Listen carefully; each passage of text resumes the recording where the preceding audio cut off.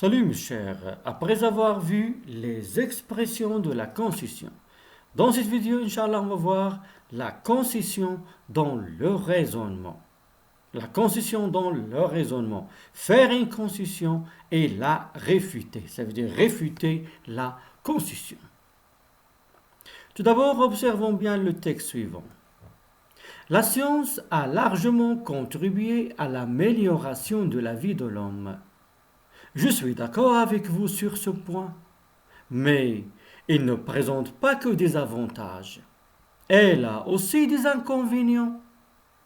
Pensez à toutes ces machines de guerre inventées au nom du progrès scientifique, à la pollution atmosphérique causée par le développement de l'industrie et à tous les dangers qui menacent l'humanité à cause d'une mauvaise utilisation de la science.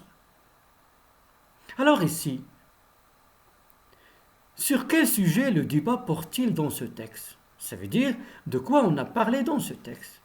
Ici, on a parlé de la science. Et la première idée qu'on a présentée, que la science a largement contribué à l'amélioration de la vie de l'homme. Ça veut dire la science, elle a amélioré la vie de l'homme, elle a rendu la vie de l'homme meilleure, de plus en plus meilleure. Alors ici, l'auteur, est-ce qu'il est d'accord avec cette idée au début? Alors, je suis d'accord avec vous sur ce point. Ici, l'auteur est d'accord. Ici, ça veut dire qu'il a fait une concession.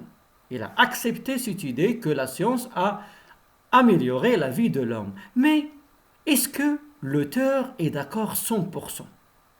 Ici, mais il ne présente pas que des avantages. Ici, il a réfuté la concession. Il a réfuté la concession. Ça veut dire ici, il a exprimé son désaccord, ça veut dire il n'est pas d'accord 100%. Pourquoi il n'est pas d'accord 100%? Parce que aussi la science, il n'a pas que des avantages, il a aussi des inconvénients. Il n'est pas d'accord parce que la science, il a aussi des inconvénients. Quel est le moyen qu'il a utilisé pour réfuter la concession? Ici, il a utilisé mais.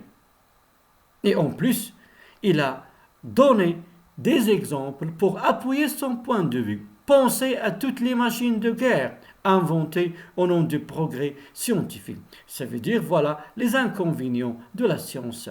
C'est les machines de guerre qu'on a inventées au nom du progrès du développement scientifique. Et aussi, c'est la pollution atmosphérique causée par le développement de l'industrie. Et aussi tous les dangers qui menacent l'humanité à cause d'une mauvaise utilisation de la science. Ça veut dire qu'il y a une mauvaise utilisation de la science. Alors comme vous avez remarqué ici, le raisonnement à partir, ou bien raisonner à partir ou bien la concession dans le raisonnement, au début, on a présenté une idée, c'est que la science a largement contribué à l'amélioration de la vie de l'homme. L'auteur, il a fait une concession, je suis d'accord avec vous, et aussi, il l'a réfuté. Pourquoi il l'a réfuté? Il a utilisé mais. Pourquoi? Parce que la science, il a des inconvénients. Et aussi, il a donné des exemples des exemples d'inconvénients pour appuyer son point de vue. Les machines de guerre, la pollution atmosphérique et aussi le problème, c'est la mauvaise utilisation de la science. Alors maintenant, le sujet qu'on a vu du débat, c'est la science. Et la première opinion émise sur le sujet, c'est que la science a amélioré la vie de l'homme. L'auteur n'est pas d'accord 100%, il est d'accord partiellement avec cette idée. Et l'opinion de l'auteur sur le progrès scientifique, c'est que la science a aussi des inconvénients. Et l'exemple qu'il a donné pour appuyer son point de vue, les machines de guerre, la pollution atmosphérique et la mauvaise utilisation de la science. Alors maintenant, qu'est-ce que ça veut dire faire une concession dans un raisonnement? Alors, faire une concession dans un raisonnement signifie exprimer un accord partiel, ce n'est pas un accord total. On n'est pas d'accord 100%, c'est pour cela qu'on dit exprimer un accord partiel avec une idée. La concession comme opération logique fonctionne de la manière suivante. La première, c'est affirmation de départ, ça veut dire présenter l'idée. Et pour présenter l'idée, on peut utiliser des expressions. Beaucoup pensent que la science a amélioré la vie de l'homme. Certains gens croient que, selon, d'après. Deuxième étape, c'est faire une concession. Ça veut dire exprimer son accord partiel avec une idée. Je suis d'accord, bien sûr, personne ne peut le nier, tu as raison. Certes, certes, ça veut dire oui. Il est évident que. Alors voilà les expressions qu'on peut utiliser pour faire une concession. Ça veut dire exprimer notre accord partiel avec une idée. Troisième étape, c'est la réfuter, ça veut dire la rejeter, exprimer son désaccord, réfuter la concession. Les moyens qu'on peut utiliser, mais, et aussi les adverbes de concession, cependant, néanmoins, toutefois, pourtant. Et la dernière étape, c'est donner des exemples pour appuyer notre point de vue. Et pour donner des exemples, on peut utiliser des expressions, par exemple, à titre d'exemple. Alors maintenant, à nous de s'exercer un petit peu. Complète les tableaux suivants. Commençons par le premier. Énoncé. L'Internet est bénéfique. Personne ne peut le nier. Pourtant, il a beaucoup d'inconvénients. Alors ici, quelle est la situation de communication ici? Qui parle et qu'est-ce qu'il a exprimé? L'Internet est à propos de quoi? L'Internet est bénéfique. Personne ne peut le nier. Observez bien.